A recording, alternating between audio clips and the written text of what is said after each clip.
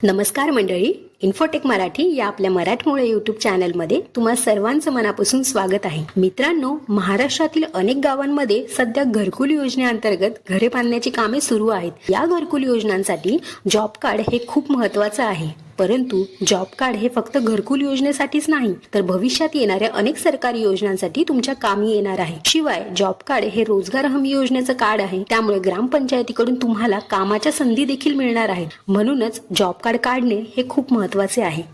आता या जॉब कार्डसाठी अर्ज नेमका करायचा कसा आणि कुठे करायचा ते बघूयात.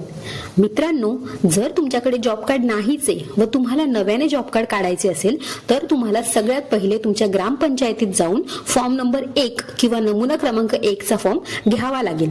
स्क्रीनवर दाखवल्याप्रमाणे हा फॉर्म असेल. यात तुम्हाला अर्जदाराचे पूर्ण नाव, मोबाईल नंबर, वय, घरातील त्या सर्व सदस्यांचे आधार कार्ड ज्यांचे वय 18 वर्ष पूर्ण आहे अशी सगळी आवश्यक ती माहिती पेनाने भरून शेवटी 4x6 चा कुटुंबाचा फोटो लावून तो अर्ज तुम्हाला ग्रामपंचायतीमध्ये जमा करायचा आहे. त्यानंतर सरपंच आणि ग्रामसेवक यांचे सही शिक्के त्यावर होतील. सही शिक्के झाल्यानंतर ग्रामपंचायतीचे कर्मचारी जिल्हा पोर्टलवर तो अर्ज अपलोड करतील व तुमच्या जॉब कार्डचे रजिस्ट्रेशन करतील. त्यानंतर तुमचं जॉब कार्ड जे असेल ते तयार होईल व शेवटी तुमच्या ग्रामपंचायतीकडून तुम्हाला जॉब कार्डचा नंबर किंवा डायरेक्ट जॉब कार्डची प्रिंटच मिळून जाईल.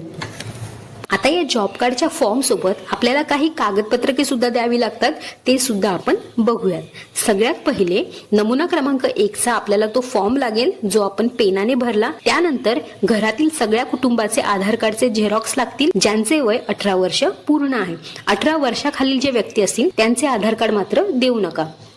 त्यानंतर रेशन कार्डचे झेरॉक्स लागतील, बँक पासबुकचे झेरॉक्स लागतील, 4x6 चा कुटुंबाचा एक फोटो लागेल, रहिवाशी पुरावा लागेल. आता जॉब कार्ड बनवण्यासाठी तुम्ही तुमचा अर्ज ग्रामपंचायतीकडे तर दिला, परंतु जॉब कार्ड तयार झाले आहे की नाही हे चेक करण्यासाठी तुम्हाला सतत ग्रामपंचायतमध्ये फेरा मारावे लागतील. परंतु तसं न करता तुम्ही घर बसल्या तुमच्या मोबाईलमध्ये जॉब कार्ड तयार झाले आहे की नाही हे चेक करू शकता. किंवा तुमचे जॉब कार्ड आधी बनवलेले असेल परंतु काही कारणामुळे ते हरवले असेल तर घर बसल्या तुम्ही जॉब कार्डचा नंबर मिळवू शकता व ते डाउनलोड सुद्धा करू शकता. आता ते कसं करायचं हे मी तुम्हाला स्क्रीनवर दाखवते. आता सगळ्यात पहिले तर तुम्हाला गुगलवर यायचं आहे आणि इथे तुम्हाला नरेगा असं टाईप करून सर्च करायचं आहे. सर्च केल्यानंतर तुम्हाला इथे पंचायत समिती दिसेल. या पंचायत समिती पर्यायावरती तुम्हाला क्लिक करायचं आहे.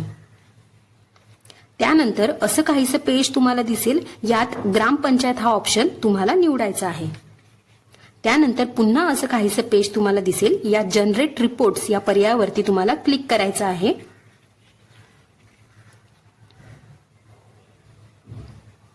क्लिक केल्यानंतर तुम्हाला इथे अनेक राज्यांची नावं दिसतील. यातून तुम्हाला तुमचं जे राज्य आहे ते निवडायचं आहे. त्यानंतर पुन्हा असं काहीसं पेज तुम्हाला दिसेल ज्यात state, financial year, district, block, panchayat हे सगळे पर्याय तुम्हाला दिसतील. यात तुम्हाला तुमची माहिती भरावी लागेल. फायनान्शियल इयर मध्ये तुमचं जे काही चालू वर्ष आहे ते तुम्हाला भरायचं आहे. त्याच्यानंतर तुम्हाला 3 ते 4 सेकंद वेट करायचं आहे. त्यानंतर डिस्ट्रिक्ट भरायचा आहे, जो तुमचा काही जिल्हा असेल तो तुम्हाला भरायचा आहे. पुन्हा तुम्ही 3 ते 4 सेकंद वेट करा आणि नंतर जो ब्लॉक आहे तिथे तुम्हाला तुमचा जो काही तालुका आहे तो तुम्हाला इथे भरायचा आहे. आणि पंचायत मध्ये तुमची जी काही ग्रामपंचायत आहे ती तुम्हाला इथे भरायची आहे. जेव्हा तुम्ही तुमचा जिल्हा निवडता, तालुका निवडता किंवा पंचायत निवडता तेव्हा 3 ते 4 सेकंद वेट करून मग तुम्ही ते निवडा, जेणेकरून की तुमची जी काही यादी असेल ती व्यवस्थितरित्या खाली येईल. जर घाईघाईमध्ये तुम्ही हे पर्याय निवडाल तर तुमची जी यादी असते ती व्यवस्थितरित्या येणार नाही. यानंतर तुम्हाला प्रोसीड वरती क्लिक करायचं आहे. त्यानंतर पुन्हा तुम्हाला असं काहीसं पेज दिसेल ज्यात R1, R2, R3 असे वेगवेगळे ब्लॉक्स तुम्हाला दिसतील. आपल्याला यामध्ये R1 हा ब्लॉक फायद्याचा आहे आणि R1 या ब्लॉकमध्ये जो 3रा, 4था आणि 5व्या नंबरचा जो ऑप्शन आहेत म्हणजे job card employment register, registration application register, pending job card to be verified हे जे 3 ऑप्शन आहेत हे आपल्या फायद्याचे आहेत. आता जर तुम्ही जॉब कार्डसाठी अर्ज केलेला आहे आणि तुमचं जे जॉब कार्ड आहे ते तयार सुद्धा झालेलं आहे किंवा काही कारणांमुळे जर तुमचं जॉब कार्ड हरवलेलं आहे तर अशा वेळी तुम्हाला 3 नंबरचं ऑप्शन म्हणजे जॉब कार्ड एम्प्लॉयमेंट रजिस्टर यावरती तुम्हाला क्लिक करायचं आहे। यावरती क्लिक केल्यानंतर एक साईडला तुमची जे जॉब कार्ड्सचे नंबर आहेत ते सगळे येतात आणि एक साईडला ज्यांचे जॉब कार्ड आहेत त्या सगळ्यांची नावं येतात। तिथे तुम्हाला तुमचं जे काही जॉब कार्ड आहे त्याचा नंबर आणि तुमचं जे पूर्ण जॉब कार्ड आहे ते मिळून जाईल। तिथून तुम्ही ते डाउनलोड करू शकता, पण लक्षात ठेवा की इथून तुम्ही ते डाउनलोड करून त्याची प्रिंट काढून यूज करू शकत नाही। हा जॉब कार्डचा जो काही नंबर आहे तो तुम्हाला ग्रामपंचायतीमध्ये घेऊन जायचा आहे। तिथून ते लोक तुम्हाला ओरिजिनल किंवा डुप्लिकेट अशी प्रिंट देतील मिळेल। ज्यांचं नवीन जॉब कार्ड आहे त्यांना ओरिजिनल जॉब कार्ड मिळेल आणि ज्यांचं जॉब कार्ड हरवलेलं आहे त्यांना याच जॉब कार्डची सेकंड प्रत मिळेल। आता जर या लिस्टमध्ये तुमचं नाव असेल तर याचा अर्थ असा होतो की तुमचं जे जॉब कार्ड आहे ते तयार झालेलं आहे। जर या 3 नंबरच्या यादीत तुमचं नाव नसेल तर तुम्हाला 4 नंबरच्या म्हणजे रजिस्ट्रेशन ऍप्लिकेशन रजिस्टर यावरती तुम्हाला क्लिक करायचं आहे। या यादीमध्ये तुम्हाला तुमचं नाव शोधायचं आहे। जर या यादीत तुमचं नाव असेल तर याचा अर्थ असा होतो की ग्रामपंचायतीने तुमचा अर्ज जिल्हा पोर्टलवर अपलोड केला, रजिस्ट्रेशन केलं आणि व्हेरिफिकेशन सुद्धा केलं आहे, परंतु तुमचं जे जॉब कार्ड आहे ते अजून तयार झालेलं नाहीये, ते प्रोसेसमध्ये आहे, ते तयार होण्याच्या मार्गावरती आहे। जर तुमचं नाव 3 आणि 4 या दोन्ही यादीत नसेल तर तुम्हाला 5 नंबरच्या म्हणजे pending job cards to be verified यावरती क्लिक करायचं आहे। या यादीमध्ये तुम्हाला तुमचं नाव शोधायचं आहे।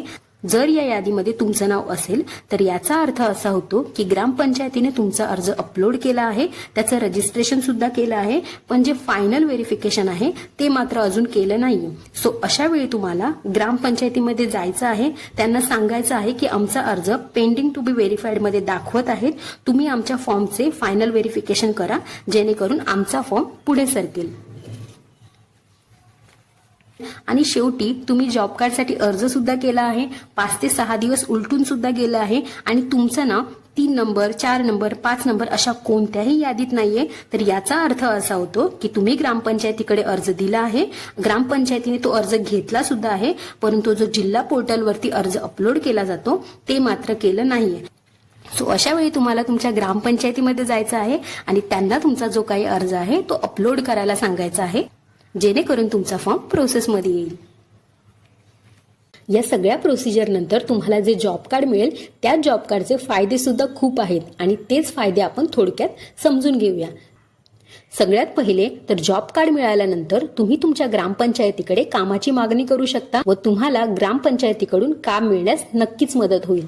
त्यानंतर तुमची जी कामाची मजुरी असेल ती थेट तुमच्या बँक खात्यामध्ये जमा केली जाईल। वर्षातून 100 दिवस तुम्हाला कामाची हमी मिळेल, परंतु लक्षात ठेवा की हे काम तुम्हाला पूर्ण वर्षभर मिळणार नाही, फक्त 100 दिवसच मिळेल आणि याच 100 दिवसांची मुदत वाढून कदाचित 150 दिवसांची देखील होऊ शकते। आणि जे काम असेल ते कोणत्याही पद्धतीचं असू शकतं, जसं की शेती काम, बांधकाम, कंत्राटी काम, रस्ते बांधणी वगैरे अशा कोणत्याही पद्धतीचं काम असेल। शिवाय जॉब कार्डच्या मदतीने भविष्यात येणारे अनेक सरकारी योजनांचा लाभ तुम्हाला नक्कीच मिळेल।